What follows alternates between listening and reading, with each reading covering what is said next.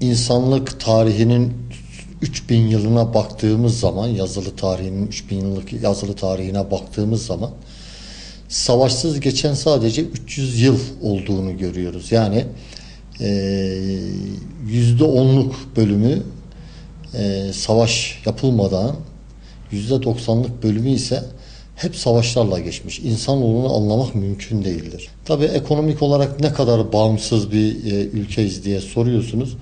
Doğrusunu isterseniz ekonomik olarak tam bağımsız olduğumuzu söyleyebilmek mümkün değildir. Gerçi bir taraftan da baktığınız zaman bugün dünyada siyasi sınırlar muhafaza edilirken ekonomik sınırlar kalmamıştır. Artık dünyada ekonomik sınır diye bir sınır kalmadı. Globalleşen dünya düzeni devam etmektedir. Bir ülkenin bir yerinde ihtiyaç duyduğunuz bir malzemeyi ülkenin bir diğer tarafından ihraç edebiliyorsunuz. Böyle değişik bir ekonomik ortamda yaşıyoruz.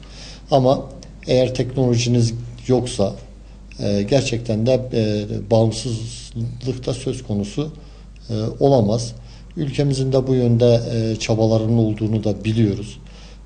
Teknolojik olarak da elden gelen çabanın gösterildiğini biliyoruz. Son zamanlarda uygulamaya konan teşvik uygulamalarında baktığımız zaman teknolojiye yönelik yapılan yatırımların ciddi bir şekilde desteklendiğini görüyoruz. Ülkemizde yaşanan 30 yıldan bugüne kadar da süre gelen kimine göre Kürt sorunu, kimine göre terör sorunu, herkes kendine göre farklı isimlendiriyor olsa bile ortada bir sorunumuz vardır. Bu sorunun da çözümü yönünde atılan adımlar vardır. Biz bu adımları memnuniyetle karşılıyoruz.